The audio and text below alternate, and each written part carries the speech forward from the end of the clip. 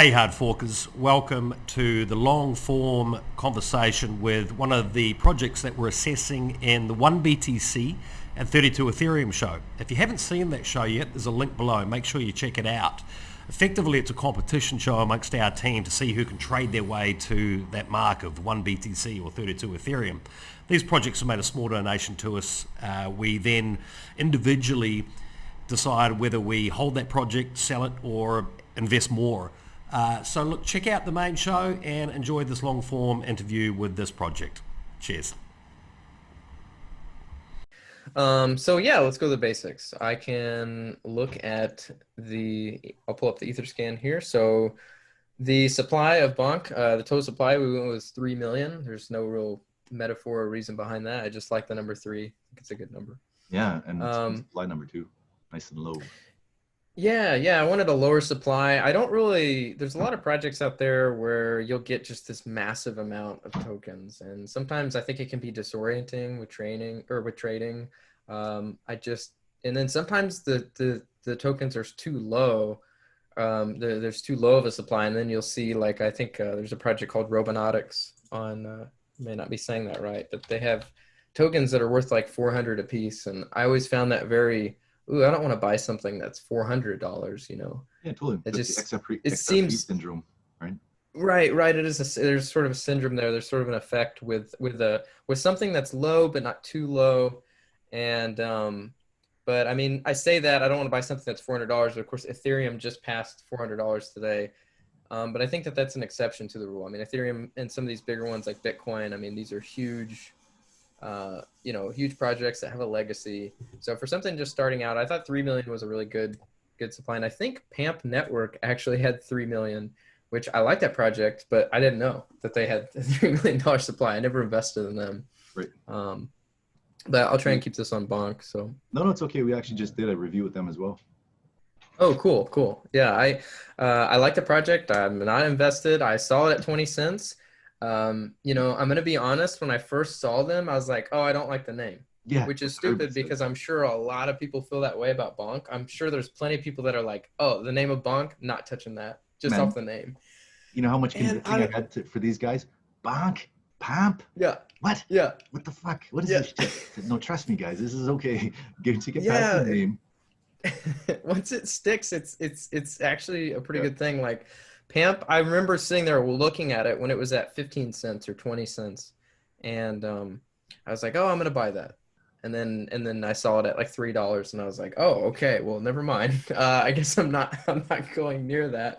But they have a similar model. They're also a staking project. That was just totally, just coincidence that mine was similar. I just liked the number 3. I thought it was a good solid amount of tokens. And I mean, so there's 3 million. The total circulating supply is the same. Well, there's 3 million, and then what I did was when I created the pool, I remember I did it on a Sunday afternoon, early afternoon, and I sent 100,000 Bonk to my web dev, my main web dev, who's doing most of the designs and everything, and has also helped develop with the staking model, and but I remember sending that to him, and I kind of said, all right, man, I'm unironically sending you 100 grand right now, or this will be worth that. And we sort of laughed at it. And then of course, once we launched the project, it did really, really well.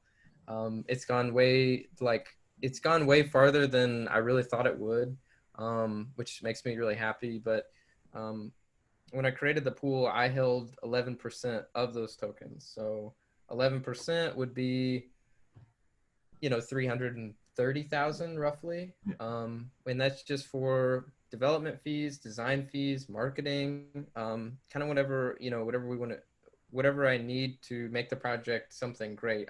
That's kind of the cookie jar. That's where we pull a lot of the funding from the project, which everybody does that. And I know, I'm sure there's some projects out there that don't, but I feel like if you want to be successful, you have to have something to pull from. And 11% was pretty modest, really. And I realized once I created the pool, the buys were coming in exponentially right when I started. And so I actually ended up buying some with my own money around 3 cents, maybe. I think I like with my own personal money. I was like, well, I want to buy, I want to invest in my own project too. So I bought like a small amount as well. And then I think I bought some for my dad too. He really wanted, and he doesn't know how to use Uniswap or anything, but he's learning. And so, he threw me $500 or something. It was like, hey, you know, you got to buy me some of this. So I did that for him too. And then put his tokens in the staking contract. So yeah, so Bonk is, I'm trying to keep things simple, but it is a staking platform. Most tokens, a lot of ERC20 tokens are powered by Ethereum. They have a staking system to earn interest, to earn dividends. It's pretty much just to give you a reward for holding long term. It's just to give you a little something for hodling, pretty much, and so I felt like my kind of goal coming into this was, how can I make something that has a working product up front and then also has something that we can work towards? So I wanted those two different things. So I started with something that I knew I could accomplish right from the start, which was just, our staking system. I knew that we could do that right off, within, I think we released our staking with our website 3 to 4 days after launch, after I created the pool. And I actually did a Twitch stream that a lot of people didn't like. Actually, I had some gamer chick on the show with me, and it was sort of casual and kind of like laid back, and we were just having a good time. And people were like in the chat, hey, you need to talk about the staking. You need to talk about the project. And it was kind of more of a celebratory moment for me. I was just kind of just having a good time, and we were just, we had done all this hard work, and then it was like, well, now the stream is just, we're here to have fun. I was literally playing Bonk the video game on I think it was Super Nintendo Super Bonk, and people were literally getting pissed at me that I wasn't going in depth about the staking contract and all this stuff. And I was just sitting there thinking, like, man, you can read the contract on Etherscan, you can look at our GitHub. Like, I'm trying to throw this stuff up there for you guys, but I also understand at the same time that a lot of people don't have the inside perspective that I do. So maybe it was a little selfish of me to do that. So but some people actually liked the Twitch stream, they like that aspect of it. They're like, oh, this is kind of cool. This is kind of unique. There's this guy who, yeah, it's kind of the effect. What's the effect that people have with the president? I could have a beer with him. I think that was the kind of effect maybe I had on some people. Approachable. Yeah. Approachable. Hey, this guy seems like a real person. Mm-hmm. He's not just some weirdo, which is nothing wrong with that. I mean, I am a weirdo, but I don't know. That was kind of the starting point of the project. Right. Yeah, I'll pass it over to you. You can ask me. I went on a little bit of a rant there, but it's all good. So what about what is the staking? Just a quick breakdown of how it works. If someone was to deposit 100 bonk, what kind of what's the return? Do they have to hold a minimum, or how does it work? There's no minimum. Whenever they do stake the tokens, there is also no fee as well. So there's no entry fee. That's kind of to give. Well, you do have to pay the gas fee, I guess, with the Ethereum, but it's pretty cheap. But there is a 9% withdrawal fee. And so the way that the staking works, I can actually have a Medium article that I can send you that has a lot of the more detailed specifics. Yeah, we can link all that of stuff. It. But the returns, the returns depend on the DEX. So the way that it works is when people sell on Uniswap, the stakers get rewarded from that. Right. And so that's why having it on a DEX is so important. A lot of people have demanded that I need to get on, Hotbit and all these other exchanges, and those are centralized exchanges. So I'm kind of hesitant on that because it doesn't actually help the stakers. Yeah. Who are sitting there. They don't actually benefit from people trading on there. And like you mentioned, Pam, that's the same thing. Yeah. They listed on a bunch of central exchanges, and I think it was really bad for the price because they pay out, to the exchange. And the first thing the exchange does is they dump the tokens, right? Or they feed them into a bot, and it gets bot traded, and it just totally loses that organic momentum that you get going that they had going on Uniswap, right? Yeah. And so now that they've cleared out all the exchange tokens, it's starting to get a bit more like this, back to this organic feel without that kind of.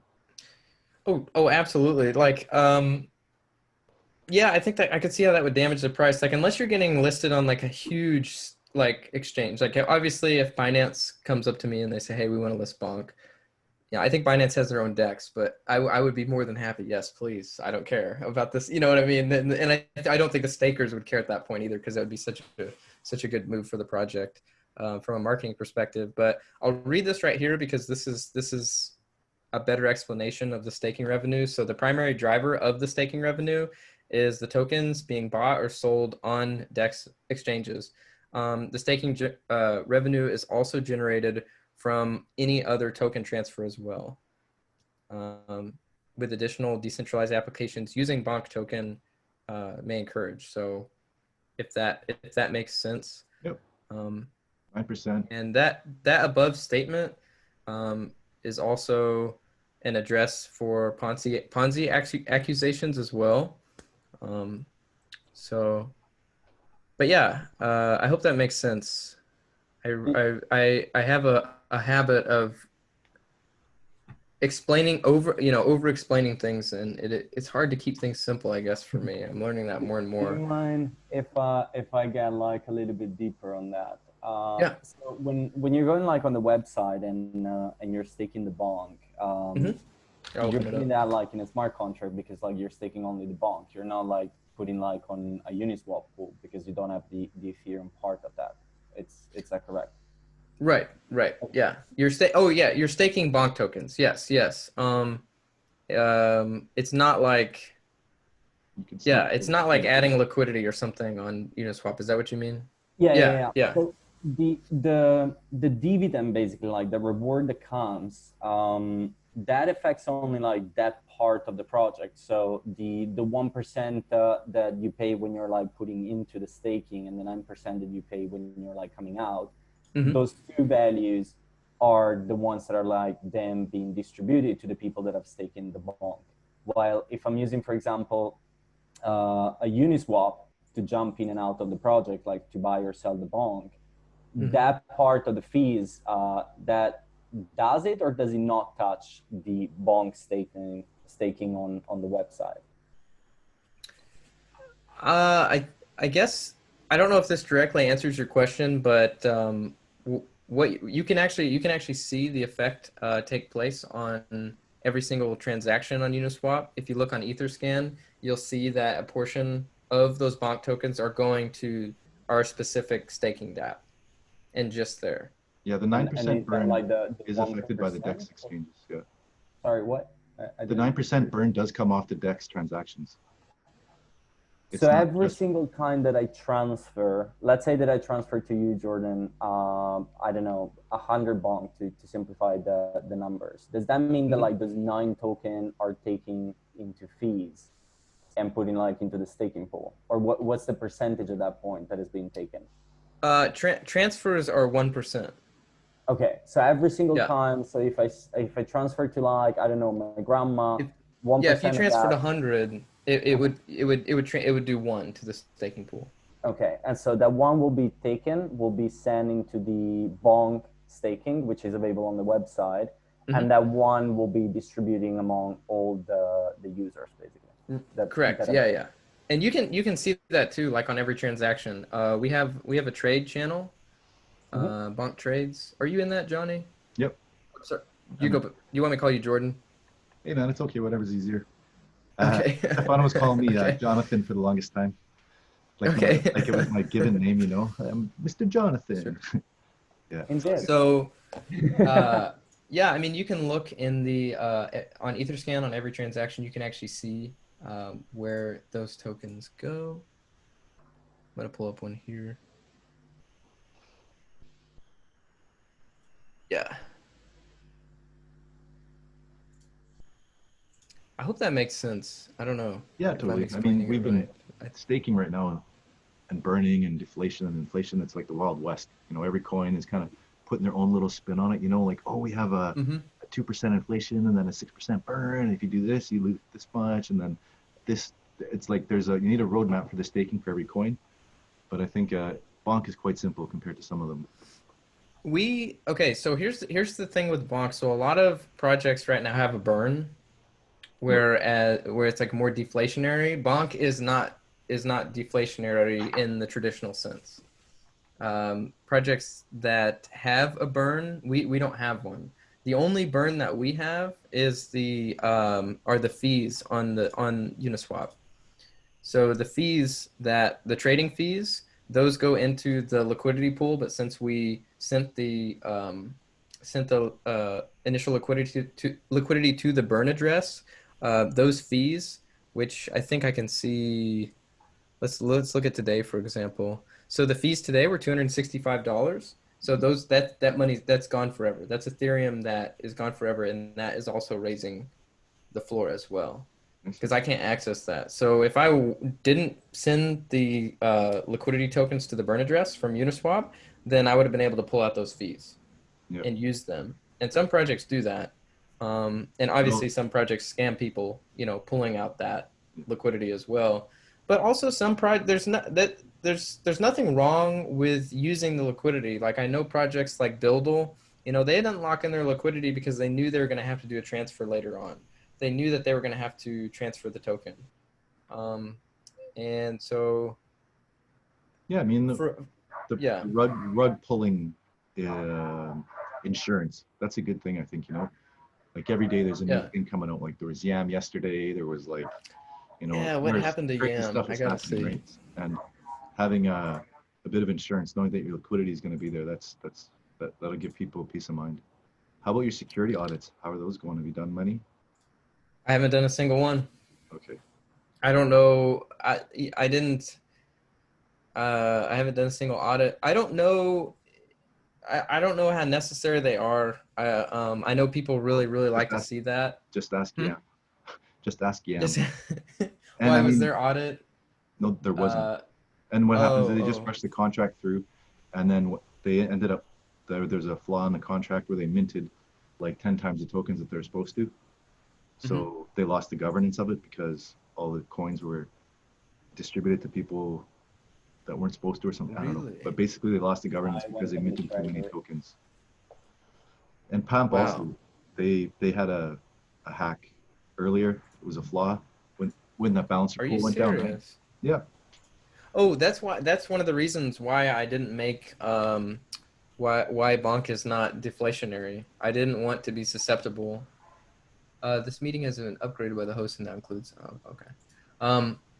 I didn't want Bonk to be susceptible to the balancer hack because literally like a few days before I made it, or like no, it wasn't a few days. It was maybe a week before all that went down, and I was like, okay, well then if I want to set up a balancer pool, then I'm just not going to make it, hyper deflationary like Unibomb or I guess Pamp got hit as well. I think Statera is that the other project. Yeah. Stefano's a fan of Statera, right? Hey, did you hold? They've come back. They've risen from the grave. I'm very. It makes me excited. I'm very, very happy with that. I got in. It seems getting the hack is like like a badge of honor almost now. It seems like I've seen it happen with 3 or 4 projects now where it's like, oh no, dust. Yeah. And then you have like some guys who's like, hey, I'm buying all this stuff, and then sure enough, a month later, it's like, whoa. They come back, yeah. So it gets to that point that if you survive, then it shows that like you learn from your mistakes. And once you're transparent and honest, the community, especially like in blockchain, they're very on your side. Like mistakes are common, it happens. But if you hold on that and you're like, we're sorry, we made a mistake. And take even like the case of Statera, they are regaining the funds that the user has lost. So not only they improve the code, but they're also like getting back the money. So, obviously the community is going to be like supporting at that point because they fixed everything. It took time. Yes, it's true, but they did it. So let me ask you this. When there's on Pamp's chart specifically, there's a period of time. Yeah. It's like a whole month where they have just no liquidity. Is that when the hack happened? So it was in the middle of June? Yeah, exactly. They were just getting I always wondered about that. Yeah, that's exactly what that is. Yeah. Wow. So Well, hey, let's go over that Bonk. is a badge of honor. Then they've come Yeah. back. Sorry, go Oh, ahead. totally. And they come back so strong too, right? So Yeah, yeah. Oh, man, I'm uh, happy for him. The guy who designed their staking page designed my new website. right. So I'm Jay Hay, excited for Jay Hay that. connection, right? Yeah, yeah. And that guy, yeah, that guy has been crazy help. Yeah. Jay is part of Interesting. our Sir Hoddle group on Telegram. We'll post a link for that one. Yeah. But I mean, we've been together for about 3 years, coming on now. So it's coin agnostic. So everybody just brings projects to the group, and everybody will look at it. There's tons of skeptics, tons of moon boys, lots of TA, lots of FA, and so it just goes through the ringer, right? And everybody's like, "Oh, look at this! Oh, that's garbage! Yeah. Or this is great, but how about this?" And it just really goes through this process, and you can get so much more like FA done when you have a group of people that are all looking at it, and then one guy will go, "Oh, this is really great," and then the other guy will get super skeptical and get even deeper, right? So it's worked out pretty well. Like all this stuff that we've been looking at over the past 2 years in the bear market, it's like, well, look, it's all starting to pop off because it's actually got something behind it. It's not just a pump and dump, right? Right. Right now, there's lots Yeah. of crazy shit with nothing behind it that's pumping, but the stuff with the background is actually doing well sooner. I don't understand it. I look at websites that are like a one-page WordPress website, and I see them get $1 million in volume, and I'm just Hype like cycle right extremely now. confused. Yeah, it's just the hype cycle. I guess it is a hype thing. So Okay, so let's go over some of the other. I know with Bonk, one thing that I really liked was the transparency and the community. Can you kind of like touch on that? How that's different than most projects? 1 second. Yeah. Go grab something. Yeah, I can touch on that. You want me to go ahead even while Sure. Yeah, it's Stefano's- fine. It's Okay. fine. So I can kind of give you a rundown as to why I did what I did, like what led to it, and then I kind of explain Well, what I mean, happened. just So maybe a yeah. bit about like your target. Like we've talked about Twitch before, right?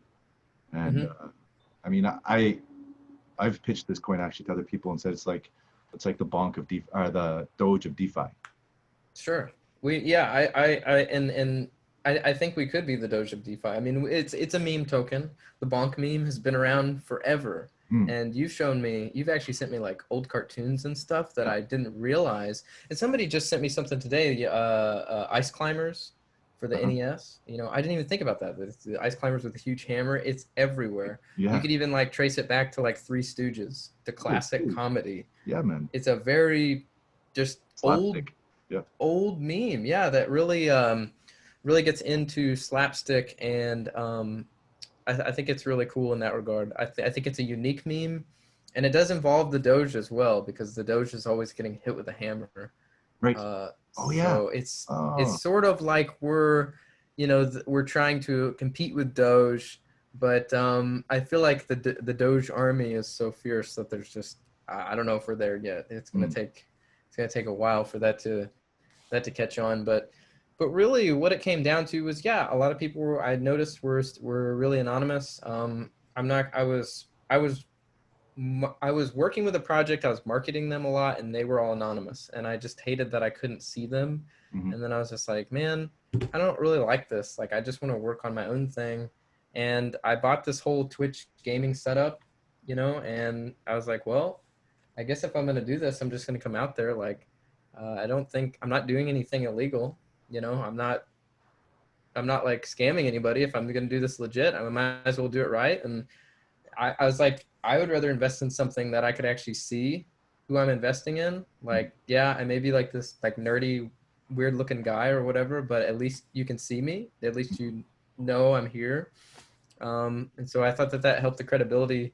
There's a project called Sora token that pretty much pumped to all the way to heaven recently. Sora token went from like $1 to $100 or something absurd.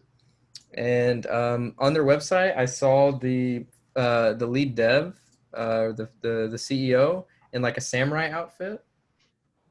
And I was just like, that's really freaking cool. Like, I mean, you can see him, you can see his whole team. I was like, there's something there. Like, there's a reason why that project is doing very well. So I was like, well, maybe I can do the same thing. I was like, yeah, I'm not this like corporate, rich CEO in a samurai outfit. But maybe I can take my own sort of DIY approach, Yeah. and maybe that will appeal to people who are It was investing. fun, right? Should be fun. I mean, Yeah. I think it's fun. Yeah, I think so. I mean, and yeah, I try not to be too serious about it. Yeah. Yeah, As long as everything's solid behind it, and it's not a Ponzi ripoff, somebody trying to take your money. But if like value, right? Like if everybody believes that this is valuable and they put money into it, then who says Doge is worthless, right? It's like there's so many billions of dollars in Doge. Like obviously these people believe enough in it that it makes it money, right? So yeah, Elon Musk tweets about Dogecoin, which is incredible. yeah, he probably is a CEO. He probably did create that shit. Yeah, he I mean, may look at have. that guy's He may have timeline. created. Involved in PayPal, right? Like, Yeah, it is interesting. Maybe he does have a connection with Doge that we don't know about. It could have been a fun project for him yeah, back in the day. I actually think that's likely. yeah. Um, Elon Musk he invented did. everything. Yeah, he's an interesting guy. I like watching what he's doing. But I don't really like listening to him, I Yeah, guess. I yeah. like watching him. Like I listened to a podcast with him, and of course he's dating Grimes, which is pretty wild. I went to when Grimes first started, she worked with a guy named Blood Diamonds, and I went to the same school that Blood Diamonds went to. I went to the same art school. So I had friends of friends with him and Grimes. Nice. Just super weird, kind of a odd connection that I have. So Cool. But yeah, they're having a kid. That is wild. XR71 It's just Blackbird Alpha something. yeah, it's really weird. So before Grimes blew up, she had a Bandcamp page with her early works, her early albums, and this is when she was working with Blood Diamonds. And like they didn't really. I remember finding them and listening to them, and like she didn't like have like a following at all. And then now she's like, now she's just this mega pop star. Like it's so weird. So, Cool, but man. Hey, let's talk about NFTs. Yeah. So, I mean, that's something that sets Bonk apart. For transparency's sake, I own some Bonk. I bought some a couple weeks back. I saw your wallet. So, I'm no, it's not financial advice here. We're just talking about the project, but the NFT thing is really appealing to me. I know Stefano loves NFTs. We both kind of see the value in the NFTs in the future. Talk about how Bonk is going to integrate into NFTs, or if they have, or if there's anything interesting there. Absolutely. So the thing about the NFT concept is like I didn't really think that it was going to be a big crucial part of Bonk. Like I knew I wanted that. Like I'm an art major, so proof of artwork, which essentially is what an NFT is. For anybody who's listening that doesn't know what it is, it's proof of art. That's essentially what it is. It is an image token. Embedded. Yeah, it's a non-fungible token. It's an ERC 721 that has an image embedded on it. So it's proof that you own that image for that token. Every token is different, right? Every token is different, and you can see where it's been traded. So I find that interesting because in the art world, you may have this like painting, this Andy Warhol painting or whatever, but you don't know who originally owned it, or you don't know what address owned it. What's interesting about NFTs is you can kind of trace where that's been, who's had it. It's I think that's really cool. So basically the idea that I had, or what I want to achieve, is I want to develop and build some sort of system that automates NFT with staking. I don't know of anybody else who has that or has done that. Like an art vault kind of thing or something, right?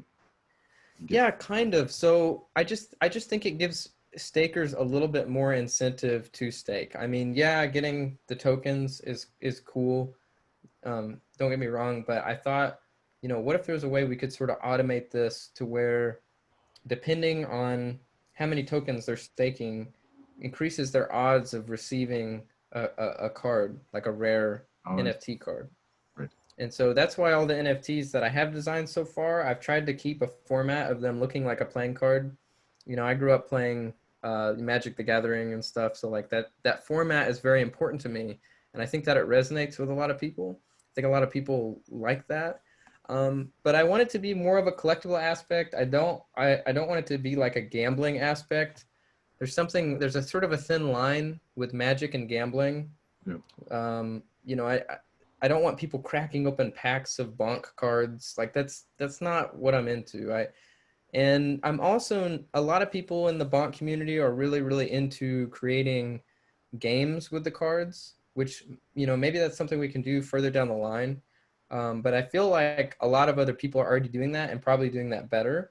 So I think it's best for me to just focus on the staking aspect of it. And then we'll find it, you know, once we can get that going and once it's automated, then we can, I lost my train of thought. Sorry. Once we get that going, and we can automate things, That sounds kind of a little then bit. it'll be a lot easier, you know. I read the release from Ferrum Network Mhm. and the Unifier wallet. It sounds like Unifier is working on that.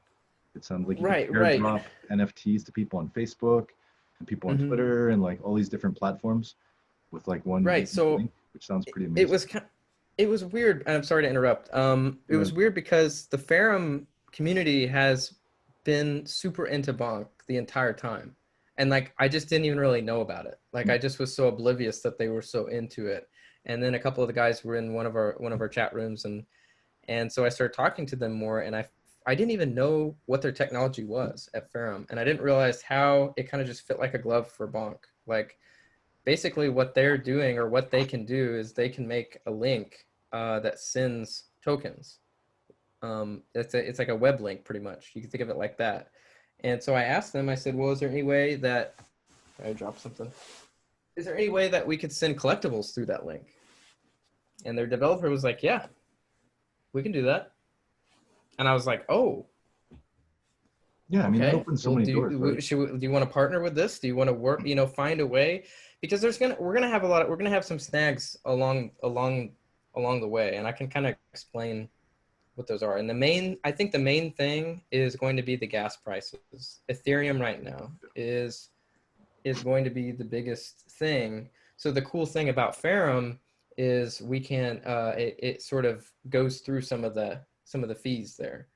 And yeah, so we're all praying for Ethereum 2.0 right now. Everybody I know right now, right, is all, and I myself really want it. So, Cool. but yeah, non-fungible tokens.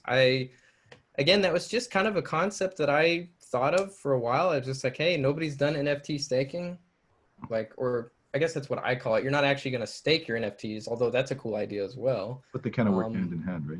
You're gonna have where the staking rewards get NFTs, and you have different NFTs that give you like staking bonuses and stuff like that. I think I heard there was a discussion, right? You get Yeah, the so that's super what I'd like to rare, do. right? You're And right, it makes the right. So you've staking bonus seen, better.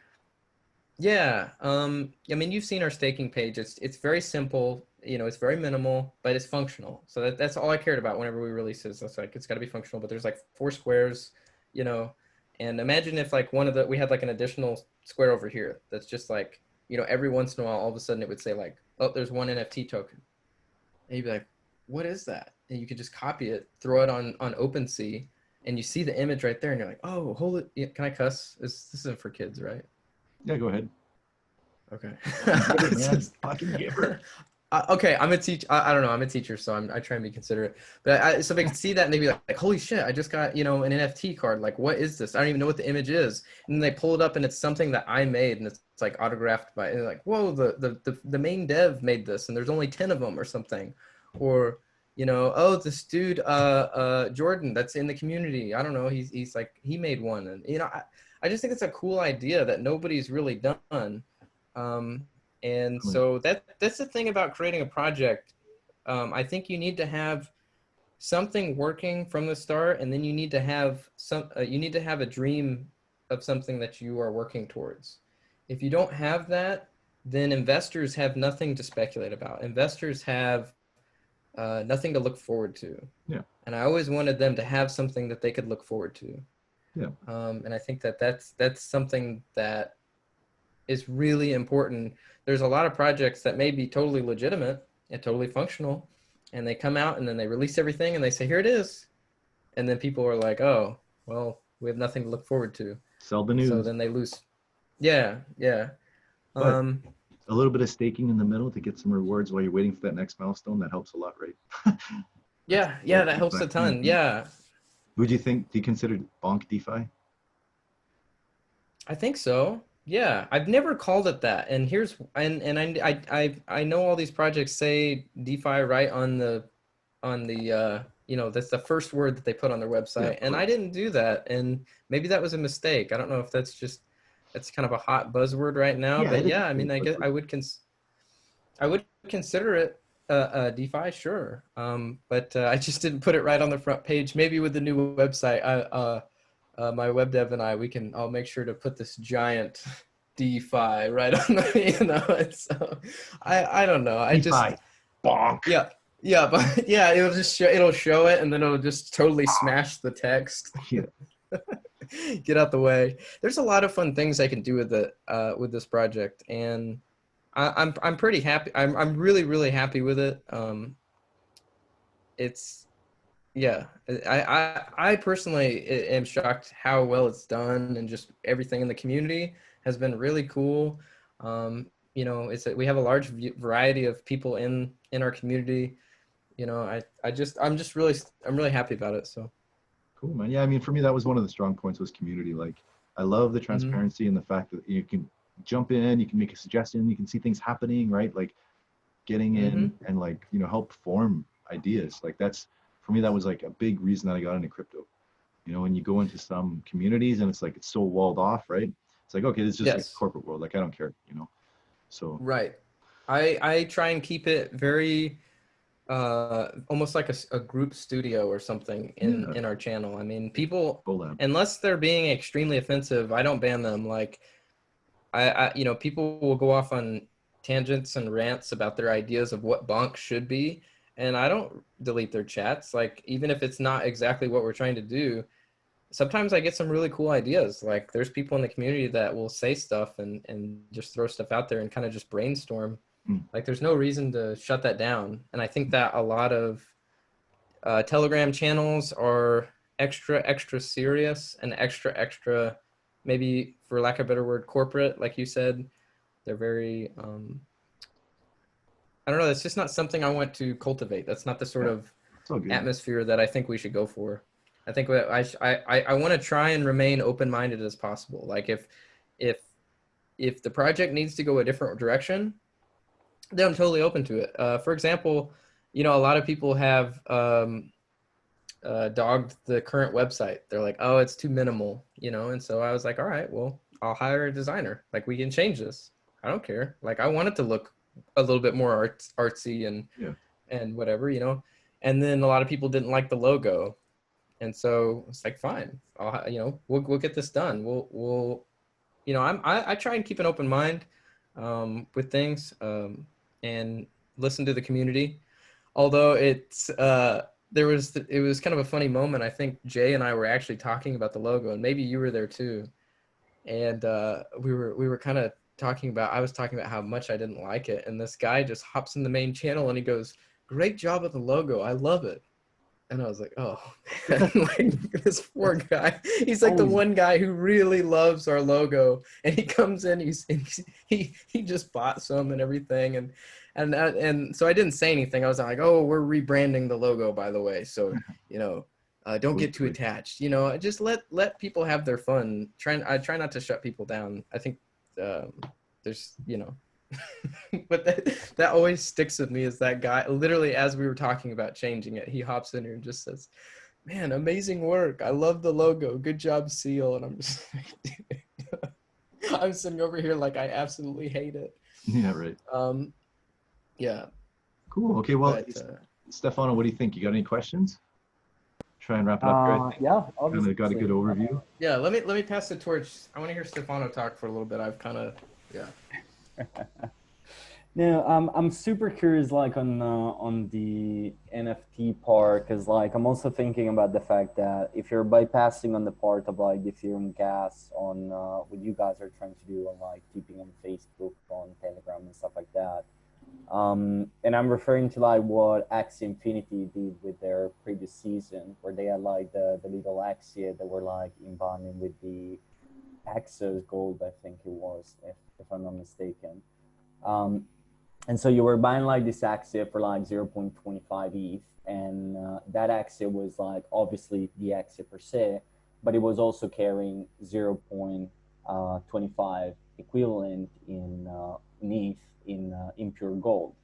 So you could have destroyed the Oh Axia yeah. redeem the gold, which I thought it was a very very cool idea. And to me, you know, like if I'm staking and I got like random NFTs, obviously I'm the type of kid that would be like super excited for that. I'm exactly that. I'm like, yeah, I love it. I don't care if it has value or not. It's cool. I Yeah. love it.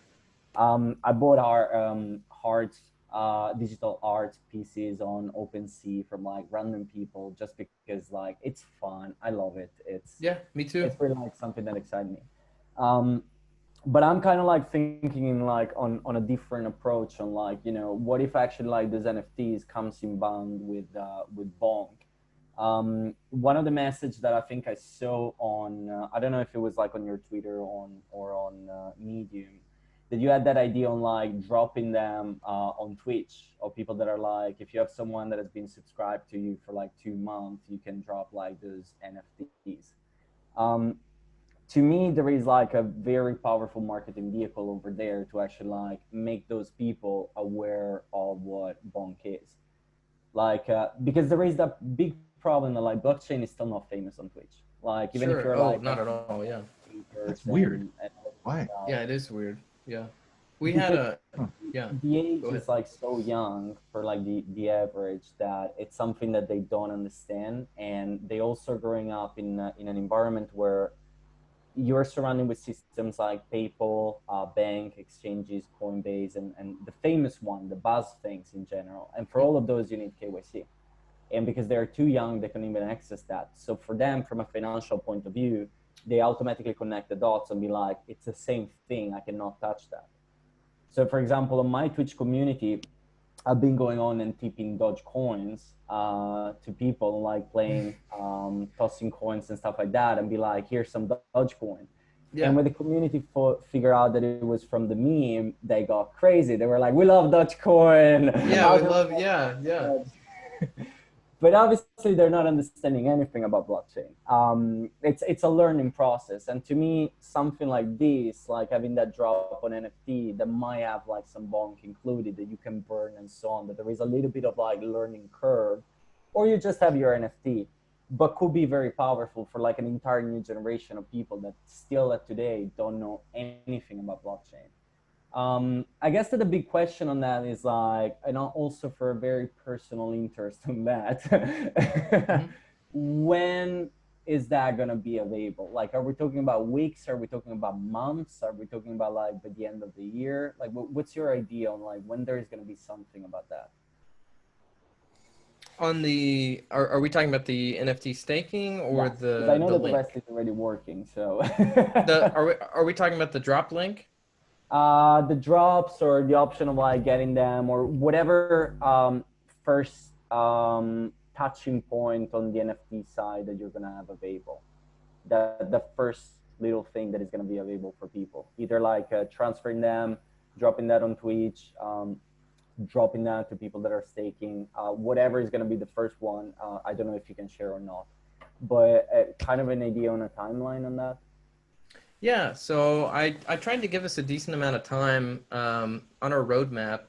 It says that really where we want to before quarter 4, I want to distribute the NFT designs that we have right now. So at the moment, I have 2 card designs. We could, possibly do a third. That's fine. Distribute those to the community.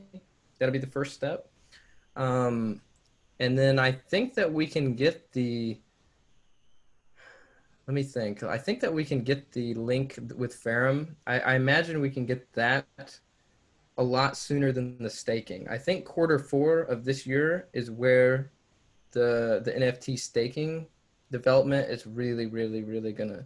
That's what that literally. Those months are where we want to dedicate that.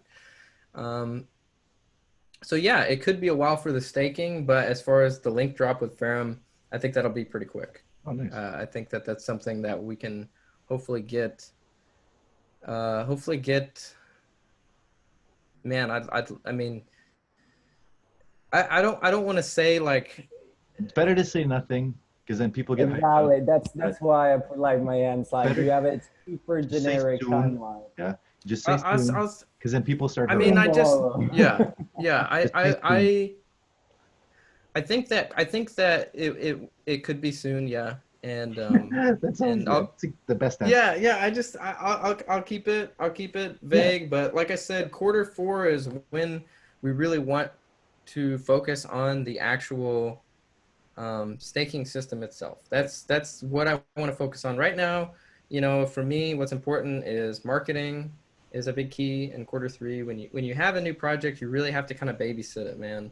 I feel like you have to like just hold its hand, and you have to hold the community's hand a lot as well until you really get your ideas embedded in the community, until people can think, what's Bonk? Oh, they're trying to do that. That's what Bonk's trying to do. Okay, well, if they're trying to do that, then we're going to do something else. You know, I want the overall crypto space to us just to have our little niche. You know, this is our little thing that we're working on. And it was just it was just convenient that Ferrum had some technology and some development that worked perfectly with ours. So I would say, if I can give you a timeline, and I'll keep it vague, look out for the ERC 721s for the first day stakers. That's the first step. We want to accomplish that hopefully before Q4. And then after that, look out for the link drop with Ferrum. And then after that, the staking protocol, the NFT staking protocol. And then after that, if we can accomplish all of that, which would be that's me sitting there with the bottle of champagne, finally, like relaxing, having a cigar, even though I don't smoke, whatever. Seems like a good time to start. Right. Then from there, then it would be really cool to build a sort of gaming aspect with these cards. That way we can give a little bit more value for them.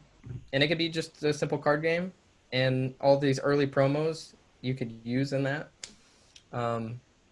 So yeah, I hope that answers your question, Stefano. It does. I hope I'm not gonna lie, but between the two, like to me, the staking part is a classic one. Like there is a lot of stuff around. Let me quote Trump on HBO that has been mocked by the entire world. It is what it is. Yeah. So it's fine, but like to me, where really the project like becomes very funny and very interesting, and like it can really be active on the side of like, you know, I have a tons of friends that I'm like telling them about like NFTs and like all of that stuff, and they're like, "What are you talking about? What's that jargon?" and so on. Sure. And just the simple things that I can do, like, here's your NFT, like for free, just take it, and it doesn't cost me $10 to transfer that. Like you mentioned the gas price, but like I give you an example. I was buying on OpenSea a tokenized stamp. There is like the Austrian post office that has like tokenized the stamps, and they're like all relating to blockchain and stuff like that. Now that stamp costs like $2, like nothing, and I had to pay on contract interaction $13. Oh no. Of course, I'm not gonna buy that. I wanted to. I wanted to, but I'm not gonna pay $13 in fees for buying something that is worth $2. Yeah. Like, it's no point whatsoever. But the simple fact of bypassing that and just like keeping NFTs, right. I think is awesome. I really, really find that like being super funny. There are so many things around that, and like mocking, joking, laughing about that you can do and stuff like that. It's absolutely brilliant at that point. And I hope this doesn't seem like a plug, but have you downloaded the? Of course, we work with them, we're going to be working with them, so it's not that big a deal if I plug Ferrum any more than I already have. But have you downloaded their unifier Nope. I read about app that wallet. yesterday after I asking Jordan. I just And forwarded Oh, it you've to got you it. guys. No, I haven't downloaded it yet, but I got it. I got to download. That was like one of my tasks today. I wanted to check it out. Cool. Well, they just released a new update. It looks good. Yep. They're gonna add Bonk Oh, nice. sometime tomorrow on there. Oh, cool. So you'll be able to see. Now, of course, those are just the ERC20 tokens for Bonk. Those aren't we don't have the ERC 721s. But what I thought would be cool is if somebody could send you a link and then they can open the app and there was some way where they could just see the image of the NFT right there. yeah, Like that would be, yeah, because I think Stefano actually has a really, really good point in the fact that we do want to make this easy for people. Oh, You yeah. know, we do want to make it somewhat, you know, for the masses who have no idea what any of this is. Like, we want to try and make it easier for them. And yeah, if the Twitch community, I think having a link, yeah, that I could drop. Like, if I'm streaming somebody and somebody could cop in there and they're like, "What in the world is Bonk? What is this?" And I'll be like, "Okay, here, let me send you something," and then drop a link. Hey, download this app. Okay, create the wallet. Like, it's like a few buttons. You don't worry about backing up your stuff. You can back it up later. Just hit create wallet, and then boom. Then they see the image, and I'm like, okay, and I can explain it to them. Like, you own that. That's your token. You know, that image is yours. It's you know, I think that would be really helpful, and I think it's only a matter of time that the gaming community understands that more. Yeah, I mean, it's not a stretch for the gaming community because you're already using like, you know, utility tokens inside the game, right? Like your, you know, World of Warcraft box or like League of Legends box. I don't even know what that stuff is, but I know when I used to play loot games, like, boxes and your stuff. sim Yeah. cash and like your civilization money, right? Like when I played those games, you want it to. It's not that much of a stretch to go from that to a digital wallet, right? And people are getting used to it. Yeah. So it seems right. I think that partially that part is switching a little bit, however, because like I remember my generation on like Guild Wars, World of Warcraft, like all of like the MMORPG, where you know you were going Yeah. farming, getting gold, and reselling that on eBay, and that's like NFTs at its purest. Like it's Sure. exactly that. Well, now what I'm seeing is that like with the game switching on like freemium models where you're getting like that battle pass every single season that is like 2 month, 3 month, they completely block the developers like that option of like, you know, you're spending money to get the very rare skin and so on, but they completely lock the option of like transferring that thing.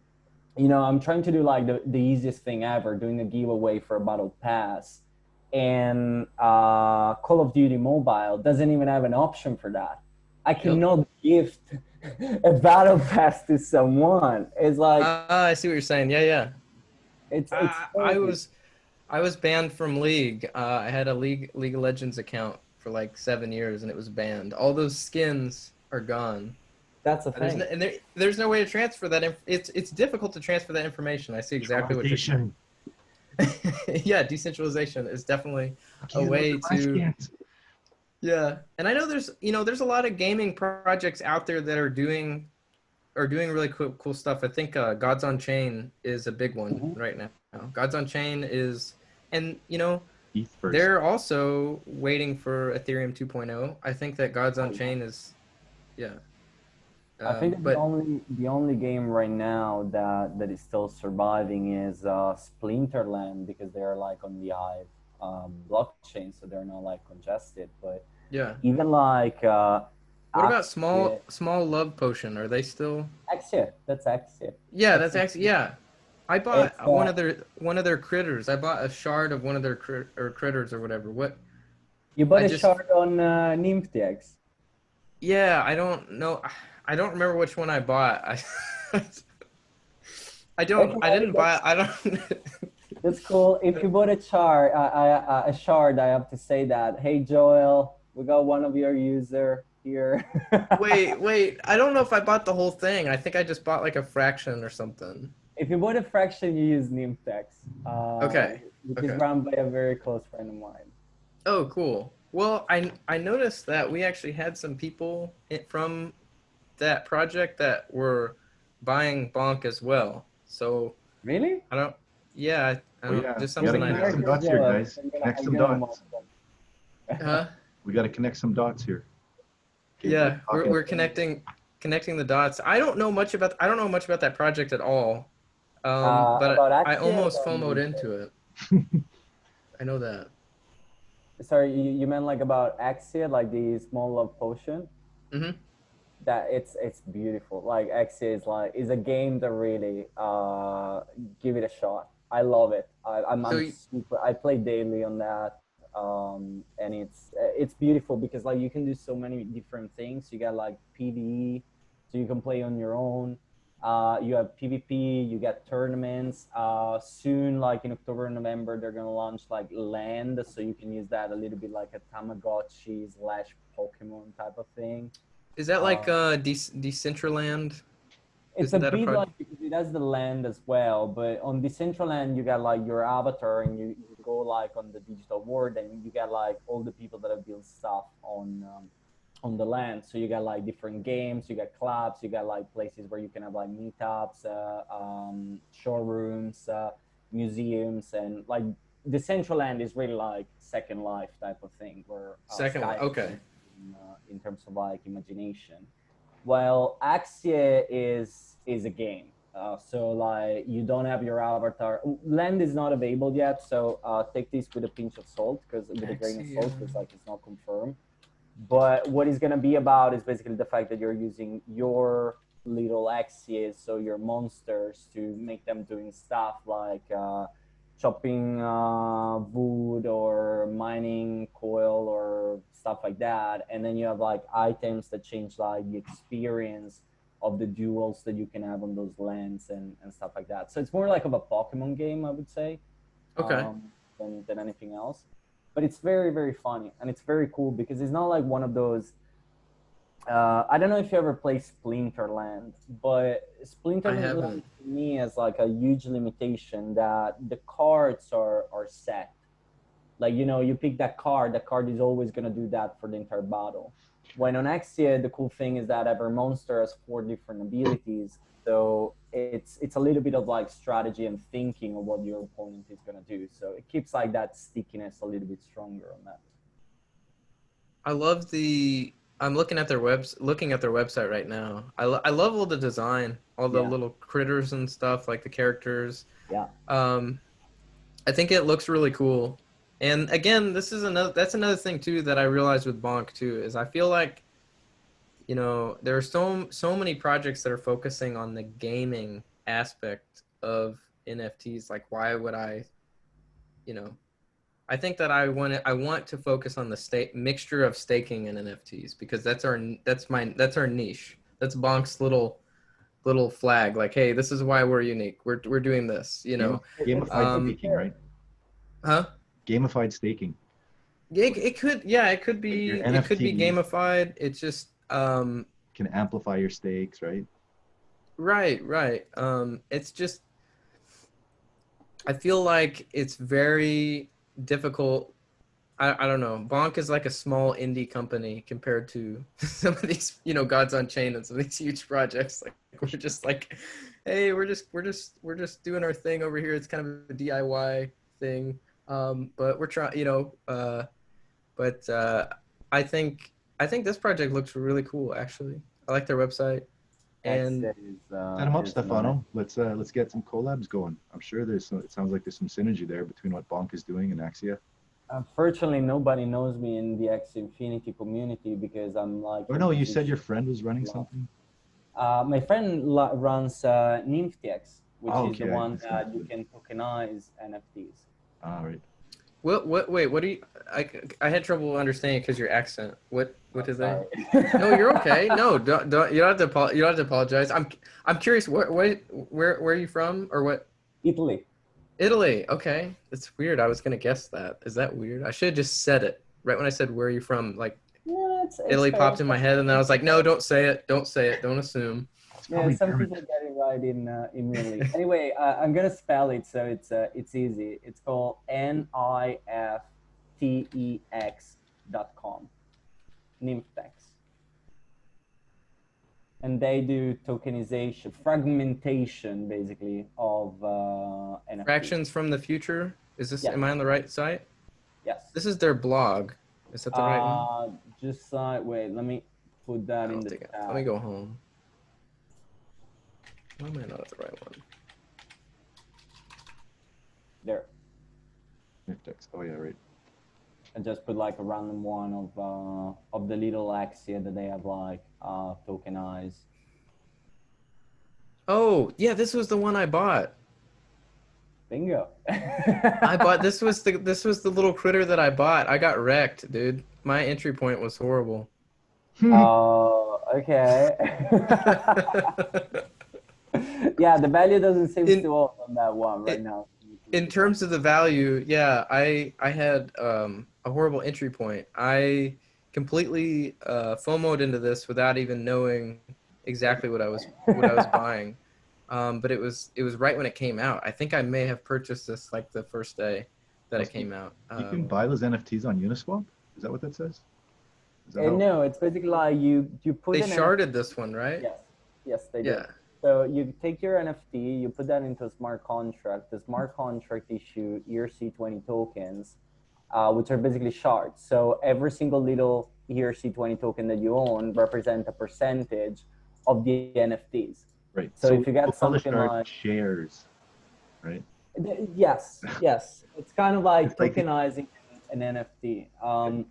And I think Yeah, that it is. Yeah. it's very cool, especially like if you're taking projects like CryptoPunks, where like you get like one that is worth like $20,000 or stuff like that, or land in the central land, like in a very expensive area that can go like for $5, $6, $7,000. You know, in general, like those are very steep and difficult entry points nowadays for whales or people that didn't enter the space like a few years ago when like ETH was like at $10, and so now they're sitting on at tons of money, and so those entry points are still low. You know, take even like when the most expensive CryptoKitties was sold for what, like $425,000, like $500,000, whatever it was. Yeah, something insane. Yeah. So that at that point it becomes like a Picasso of the blockchain. Wouldn't you like to have like a little piece of something like that made history, at least like in the industry, and pay like a couple of dollars to do that, plus 20 gas fees of Ethereum? But forget that part. But I think is awesome. Like as an idea, is super cool. Obviously, you're not doing that with something that costs $20, $30. You can afford that. That's not a problem. But you know, for that are like super rare and super limited, it's beautiful. So this specific critter is rare, and I guess I don't understand like why can't I buy it on Uniswap anymore? There's no liquidity for it, for this critter. Because it means that nobody's put any shards there. So for that, like definitely the one of the co-founder is a better person to talk about that than me. But what is happening is that like when you're putting the NFTs into the contract, 95% of the shards that are being created goes to the creator, the owner, or the original owner of the NFT. And 5% goes to Nymphtex, which put that in a Uniswap for available purpose, so basically like the trading part and so on. Once the shards are created, there is that initial offering where like you can position yourself to buy the shards and then claim them, so the shards are distributed. And then from there, it's up to the people to re-put in that on Uniswap or not. So if nobody's doing that and everybody's putting shards, there is only 5% of the value that is Uniswap. And maybe they already took everything out of that. Yeah, okay, that makes a lot more sense. So yeah, I did buy this day one. And I think I sold some of it, or maybe still have some on a wallet. I think I still own a small fraction of this critter here. I got the Decentraland plot that they had, and I remember being on Telegram with the two co-founders and be like, "Are you trying to scam me? I'm buying like $5 and he's asking me for $26 some gas fees. What is this? Yeah. And their answer Yeah. was just like, wait tomorrow. I'm like, no, I want to buy it now. Yeah. Yeah. The No, the FOMO they're was really kicking in. really they're doing something super cool, and that's the thing. Like there is so much happening. Like once you issue the NFTs, you know, if you got like the super rare, like the first one that is being issued or those type of things, then I think that there is going to be an interest on like sharding that up, locking that in the smart contract, to make the Ethereum project. Those things are super fascinating in general. Yeah, I think I think that the initial stakers for Bonk will be pretty happy with their NFTs, because there's, I mean, I think it depends on, you know, whether Bonk succeeds or not long term. You know, if I can keep an interest in the project in the long term, then hopefully people will be excited about that. I mean, you know, but OpenSea is interesting. I love it. I love that aspect of it.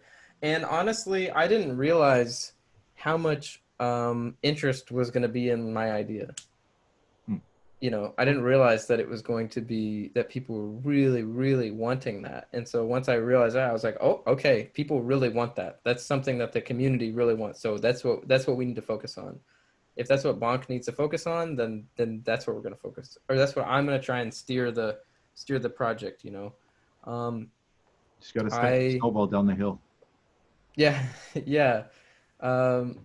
So yeah, it seems, it's weird to me because, you know, the whole NFT concept, and I guess you could say it's kind of a craze now in a sense.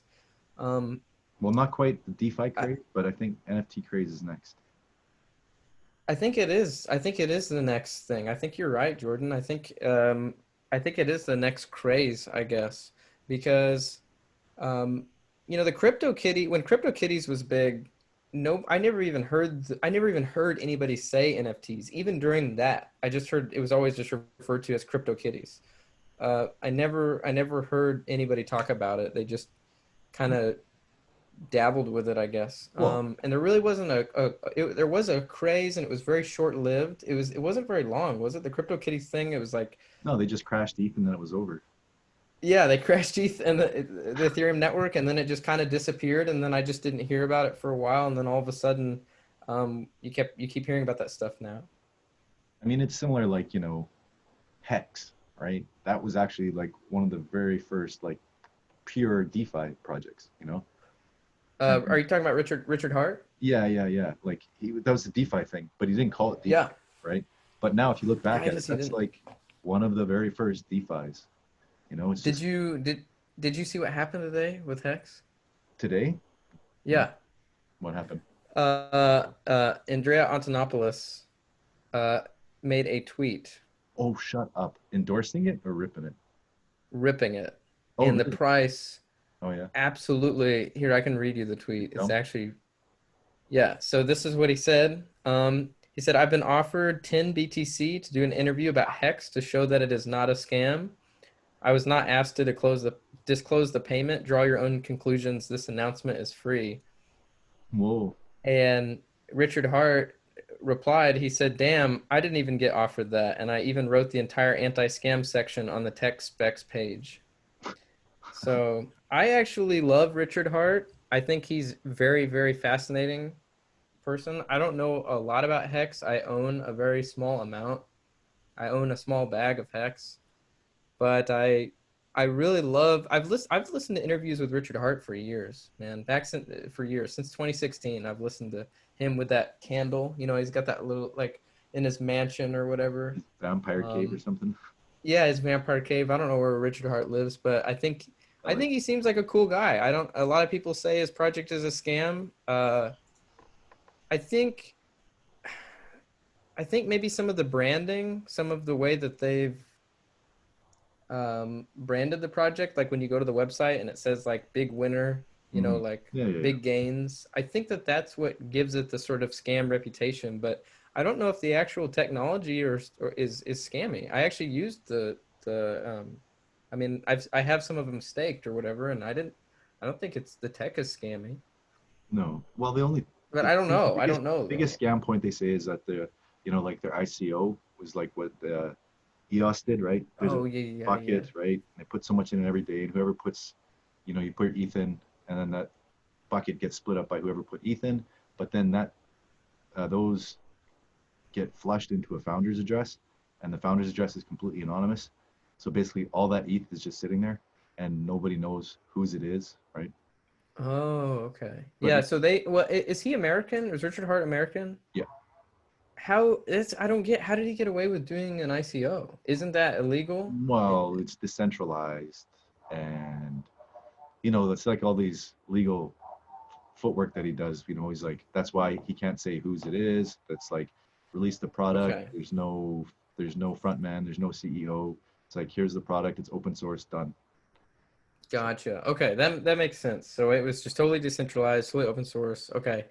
I mean that's why I didn't do a pre-sale for Bonk. Everybody asked me, they're like, dude, why didn't you do a pre-sale? I don't think I can. I think ICOs are absolutely illegal. Have you thought about a legal audit? What do you mean? Have you thought about doing a legal audit for the project? Like you do. Oh yes, yeah. I think that's something that we do, that I need to do. Yeah, I think we talked about audit earlier. You asked me if I had audited Well, for security, the code, the contract, but yeah, I need to do a legal audit as well. Yeah, I think that would just be in the best interest of Bonk. I think that's of course, and the investors. So, but so far, the project is super transparent and everything. Like I think I'm gonna be okay. I've definitely had some threats on Telegram. All right. On Telegram. I've had threats on all the places. I think 4chan threatened me a couple times. Nice. I've had some great Discord messages. I don't know, man. I just filter them out. I think that it's just people trolling me. Yeah, exactly. You got to do it, man. Okay, so we're getting pretty late here, man. It's been an hour or so, or more than that. So I think we should wrap it up. And it's been great. Lots of information. Thanks a lot, man. Yeah, no, thanks for having me. It was great. I hope that was a good discussion, and you're welcome to have me on anytime. I'll talk about Bonk, or we can talk about Richard Hart, or we can talk about how my horrible entry point for the Axiom shard, or whatever it was. I'm down to come on here and just talk about whatever. If you want to have me as a guest, and just chat with other people, that's cool. The format of the show is that basically we present the project, and then there'll be four of us, and we're like, yeah, this sounds good. We got some coins. I'm gonna hold on to them. This sounds like crap. I'm gonna dump it. The other guys will be like, oh, this is my target, And then each week we're gonna check the progress. Like, okay, the project has done this. The price action has done this.